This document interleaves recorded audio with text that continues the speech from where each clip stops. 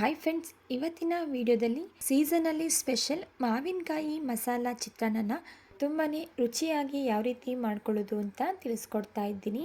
ಈಗ ಮಾವಿನಕಾಯಿ ಸೀಸನ್ ಆಗಿರೋದ್ರಿಂದ ಮಿಸ್ ಮಾಡದೆ ಈ ಚಿತ್ರಾನ್ನ ರೆಸಿಪಿನ ನೀವು ಕೂಡ ಟ್ರೈ ಮಾಡಿ. ಲಂಚ್ ಬಾಕ್ಸ್ಗಳಿಗೆ ತುಂಬಾ ರುಚಿಯಾಗಿರುತ್ತೆ. ಬನ್ನಿ ಈ ಮಾವಿನಕಾಯಿ ಮಸಾಲ ಚಿತ್ರಾನ್ನ ಯಾವ ರೀತಿ ಮಾಡ್ಕೊಳ್ಳೋದು ಅಂತ ನೋಡೋಣ. ಮಾವಿನಕಾಯಿ ಮಸಾಲ ಚಿತ್ರಾನ್ನ ಮಾಡಲಿಕ್ಕೆ ನಾನಿಲ್ಲಿ ನೋಡಿ ಈ ಸೈಜಿಂದು ಅಂದರೆ ಮೀಡಿಯಮ್ ಸೈಜ್ದು ಒಂದು ಮಾವಿನಕಾಯಿನ ನಾನಿಲ್ಲಿ ತುರಿದಿಟ್ಕೊಂಡಿದ್ದೀನಿ. ನಾನಿವತ್ತು ಚಿತ್ರಾನ್ನ ಮಾಡಲಿಕ್ಕೆ ಹುಳಿ ಮಾವಿನಕಾಯಿನ ಬಳಸ್ಕೊಳ್ತಾ ಇದ್ದೀನಿ. ನೀವಿಲ್ಲಿ ಹುಳಿನ ಇಷ್ಟಪಡದೇ ಇರೋರು ತೋತಾಪುರಿ ಮಾವಿನಕಾಯಿ ಕೂಡ ಬಳಸ್ಕೋಬೋದು. ನಂತರ ಒಂದು ಮಿಕ್ಸರ್ ಜಾರ್ಗೆ ಅರ್ಧ ಚಿಪ್ನಷ್ಟು ತೆಂಗಿನಕಾಯಿ ತುರಿ, 1 ಟೇಬಲ್ ಸ್ಪೂನಷ್ಟು ಧನಿಯಾಕಾಳು, 1 ಟೀ ಸ್ಪೂನಷ್ಟು ಸಾಸಿವೆ, 1 ಟೀ ಸ್ಪೂನಷ್ಟು ಜೀರಿಗೆ, ಹಾಗೆ ತುರಿದಿಟ್ಕೊಂಡಿರುವಂತಹ 1 ಇಂಚಷ್ಟು ಶುಂಠಿನ ಸೇರಿಸ್ಕೊಂಡು ಇದನ್ನು ರುಬ್ಬಲಿಕ್ಕೆ ಅವಶ್ಯಕತೆ ಇರೋಷ್ಟು ನೀರನ್ನು ಸೇರಿಸ್ಕೊಂಡು ಇದನ್ನು ನೈಸಾಗಿ ಪೇಸ್ಟ್ ಮಾಡ್ಕೊಳ್ತಾ ಇದ್ದೀನಿ. ನೋಡಿ, ನಾನಿಲ್ಲಿ ಈ ರೀತಿ ಪೇಸ್ಟ್ ಮಾಡಿಕೊಂಡು ಇದನ್ನು ಪಕ್ಕಕ್ಕೆ ಇಟ್ಕೊಳ್ತಾ ಇದ್ದೀನಿ. ನೆಕ್ಸ್ಟ್ ನಾನಿಲ್ಲಿ ಗ್ಯಾಸ್ ಸ್ಟವ್ನ ಆನ್ ಮಾಡಿ ಒಂದು ಬಾಣಲಿನ ಇಟ್ಕೊಂಡು ಬಾಣಲಿ ಬಿಸಿಯಾಗಿದ ನಂತರ ಇದಕ್ಕೆ ಒಂದು 5 ರಿಂದ 6 ಟೇಬಲ್ ಸ್ಪೂನಷ್ಟು ಎಣ್ಣೆನ ಸೇರಿಸ್ಕೊಳ್ತಾ ಇದ್ದೀನಿ. ಎಣ್ಣೆ ಬಿಸಿಯಾಗಿದ ನಂತರ ಇದಕ್ಕೆ ಒಂದು 3 ಟೇಬಲ್ ಸ್ಪೂನಷ್ಟು ಕಡಲೆಬೀಜನ ಸೇರಿಸ್ಕೊಂಡು ಲೋ ಫ್ಲೇಮಲ್ಲಿಯೇ ಕಡಲೆಬೀಜ ಚೆನ್ನಾಗಿ ಕ್ರಿಸ್ಪಿಯಾಗೋವರೆಗೂ ಇದನ್ನು ಫ್ರೈ ಮಾಡ್ಕೊಳ್ತಾ ಇದ್ದೀನಿ. ಕಡಲೆಬೀಜ ಕ್ರಿಸ್ಪಿಯಾಗಿದ ನಂತರ ಇದಕ್ಕೆ ಸ್ವಲ್ಪ ಸಾಸಿವೆ, ಸ್ವಲ್ಪ ಜೀರಿಗೆ, 1 ಟೇಬಲ್ ಸ್ಪೂನಷ್ಟು ಉದ್ದಿನಬೇಳೆ ಹಾಗೂ 2 ಟೇಬಲ್ ಸ್ಪೂನಷ್ಟು ಕಡಲೆಬೇಳೆ, ಸ್ವಲ್ಪ ಕರಿಬೇವಿನ ಸೊಪ್ಪು, ಹಾಗೆ ಖಾರಕ್ಕೆ ನಾನಿಲ್ಲಿ ಸೀಳಿಟ್ಕೊಂಡಿರುವಂತಹ 5 ಹಸಿಮೆಣಸಿನ್ಕಾಯಿ ಹಾಗೆ ಮುರಿದಿಟ್ಕೊಂಡಿರುವಂತಹ 4 ಒಣಮೆಣಸಿನ್ಕಾಯಿನ ಸೇರಿಸ್ಕೊಂಡು ಜಸ್ಟ್ ಇದನ್ನು 1 ನಿಮಿಷಗಳ ಕಾಲ ಚೆನ್ನಾಗಿ ಫ್ರೈ ಮಾಡ್ಕೊಳ್ತಾ ಇದ್ದೀನಿ. ನಂತರ ಇದಕ್ಕೆ ಒಂದು ಅರ್ಧ ಟೀ ಸ್ಪೂನಷ್ಟು ಇಂಗು ಹಾಗೂ ಸಣ್ಣದಾಗಿ ಕಟ್ ಮಾಡಿಟ್ಕೊಂಡಿರುವಂತಹ ಮೀಡಿಯಮ್ ಸೈಜ್ದು ಒಂದು ಕ್ಯಾಪ್ಸಿಕಮ್ನ ಸೇರಿಸ್ಕೊಳ್ತಾ ಇದ್ದೀನಿ. ಕ್ಯಾಪ್ಸಿಕಮ್ ಬಂದು ಇಲ್ಲಿ ಆಪ್ಷನಲ್ ಇದ್ದರೆ ಸೇರಿಸ್ಕೊಳ್ಳಿ, ಇಲ್ಲ ಅಂದರೆ ಸ್ಕಿಪ್ ಮಾಡ್ಕೊಳ್ಳಿ. ಹಾಗೆ ಇದ್ರ ಜೊತೆಗೆ 2 ಟೇಬಲ್ ಸ್ಪೂನಷ್ಟು ಫ್ರೋಝನ್ ಬಟಾಣಿನ ನಾನಿಲ್ಲಿ ಸೇರಿಸ್ಕೊಳ್ತಾ ಇದ್ದೀನಿ. ನೀವಿಲ್ಲಿ ಹಸಿ ಬಟಾಣಿನೂ ಸಹ ಸೇರಿಸ್ಕೋಬೋದು.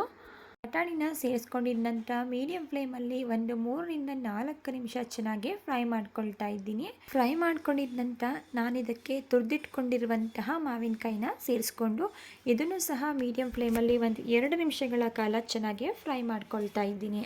ಮಾವಿನಕಾಯಿನ ಫ್ರೈ ಮಾಡ್ಕೊಂಡಿದ ನಂತರ ಇದಕ್ಕೆ ನಾವು ಗ್ರೈಂಡ್ ಮಾಡಿ ಇಟ್ಕೊಂಡಿರುವಂತಹ ಮಸಾಲ ಪೇಸ್ಟನ್ನು ಸೇರಿಸ್ಕೊಳ್ತಾ ಇದ್ದೀನಿ. ನಾವಿಲ್ಲಿ ಮಸಾಲ ಪೇಸ್ಟನ್ನು ಹಸಿಯಾಗಿಯೇ ಸೇರಿಸ್ಕೊಂಡಿರೋದ್ರಿಂದ ಇದನ್ನು ಸಹ ಒಂದು 2 ರಿಂದ 3 ನಿಮಿಷಗಳ ಕಾಲ ಚೆನ್ನಾಗಿ ಎಣ್ಣೆಯಲ್ಲಿ ಫ್ರೈ ಮಾಡ್ಕೋಬೇಕಾಗುತ್ತೆ. ನೆಕ್ಸ್ಟ್ ಇದಕ್ಕೆ ಒಂದು ಅರ್ಧ ಟೀ ಸ್ಪೂನಷ್ಟು ಅರಿಶಿಣದ ಪುಡಿ, ರುಚಿಗೆ ತಕ್ಕಷ್ಟು ಉಪ್ಪನ್ನು ಸೇರಿಸ್ಕೊಂಡು ಮಿಕ್ಸ್ ಮಾಡಿಕೊಂಡು ಚೆನ್ನಾಗಿ ಚಿತ್ರಾನ್ನದ ಗೊಜ್ಜು ಎಣ್ಣೆ ಬಿಡೋವರೆಗೂ ಮೀಡಿಯಂ ಫ್ಲೇಮಲ್ಲಿ ಫ್ರೈ ಮಾಡಿಕೊಂಡೆ ಮಾವಿನಕಾಯಿ ಚಿತ್ರಾನ್ನದ ಗೊಜ್ಜು ರೆಡಿ ಆಯಿತು.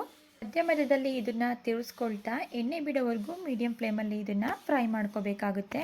ಈಗ ನೀವೇ ಇಲ್ಲಿ ನೋಡ್ಬೋದು ಚಿತ್ರಾನ್ನದ ಗೊಜ್ಜು ಚೆನ್ನಾಗಿ ಬೆಂದು ಎಣ್ಣೆ ಎಲ್ಲ ರಿಲೀಸ್ ಆಗ್ತಾ ಇದೆ.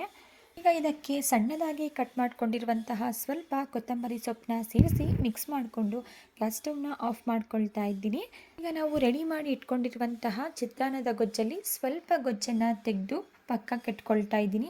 ಈ ಗೊಜ್ಜನ್ನು ನೀವು ಫ್ರಿಜ್ಜಲ್ಲಿ 1 ವಾರಗಳವರೆಗೆ ಸ್ಟೋರ್ ಮಾಡಿಕೊಂಡು ಆರಾಮಾಗಿ ಯೂಸ್ ಮಾಡ್ಕೋಬೋದು. ನೋಡಿ, ಇಲ್ಲಿ ಉಳಿದಿರುವಂತಹ ಚಿತ್ರಾನ್ನದ ಗೊಜ್ಜಿಗೆ ನಾನಿಲ್ಲಿ ರೈಸ್ನ ಸೇರಿಸ್ಕೊಂಡು ಮಿಕ್ಸ್ ಮಾಡ್ಕೊಳ್ತಾ ಇದ್ದೀನಿ. ನಾನಿಲ್ಲಿ ಸುಮಾರು ಒಂದು 400 ಗ್ರಾಮ್ನಷ್ಟು ರೈಸನ್ನು ಮಾಡಿ ಇಟ್ಕೊಂಡಿದ್ದೆ, ಅದನ್ನು ನಾನಿಲ್ಲಿ ಸೇರಿಸ್ಕೊಳ್ತಾ ಇದ್ದೀನಿ. ರೈಸನ್ನು ಗೊಜ್ಜಿಗೆ ಸೇರಿಸಿದ ನಂತರ ರೈಸ್ ಹಾಗೂ ಚಿತ್ರಾನ್ನದ ಗೊಜ್ಜು ಚೆನ್ನಾಗಿ ಹೊಂದ್ಕೊಳ್ಳೋ ರೀತಿ ಮಿಕ್ಸ್ ಮಾಡಿಕೊಂಡ್ರೆ ಸೀಸನಲ್ಲಿ ಸ್ಪೆಷಲ್ ತುಂಬಾ ರುಚಿಯಾಗಿರುವಂತಹ ಮಾವಿನಕಾಯಿ ಮಸಾಲ ಚಿತ್ರಾನ್ನ ರೆಡಿ ಆಯಿತು. ಟೇಸ್ಟ್ ಅಂತೂ ಸೂಪರಾಗಿರುತ್ತೆ. ಟೇಸ್ಟಲ್ಲಿ ಯಾವುದೇ ರೀತಿಯ ಕಾಂಪ್ರಮೈಸ್ ಇರೋದಿಲ್ಲ. ಮಿಸ್ ಮಾಡದೆ ನೀವು ಕೂಡ ಟ್ರೈ ಮಾಡಿ ನೋಡಿ. ಓಕೆ ಫ್ರೆಂಡ್ಸ್, ಇವತ್ತಿನ ಮಾವಿನಕಾಯಿ ಮಸಾಲ ಚಿತ್ರಾನ್ನ ರೆಸಿಪಿ ನಿಮಗೆ ಇಷ್ಟ ಆಗಿದೆ ಅಂತ ಭಾವಿಸ್ತಾ ಇದ್ದೀನಿ. ಇಷ್ಟ ಆಗಿದ್ದರೆ ಇದೇ ರೀತಿ ಸೂಪರ್ ಹಾಗೂ ಟೇಸ್ಟಿ ರೆಸಿಪಿಗಳಿಗಾಗಿ ನೀವು ಮಾಡಬೇಕಾಗಿರೋದು ಇಷ್ಟೇ. ದಯವಿಟ್ಟು ಚಾನಲ್ನ ಸಬ್ಸ್ಕ್ರೈಬ್ ಮಾಡಿಕೊಂಡು ಚಾನಲ್ಗೆ ಸಪೋರ್ಟ್ ಮಾಡೋದನ್ನು ಮರಿಬೇಡಿ.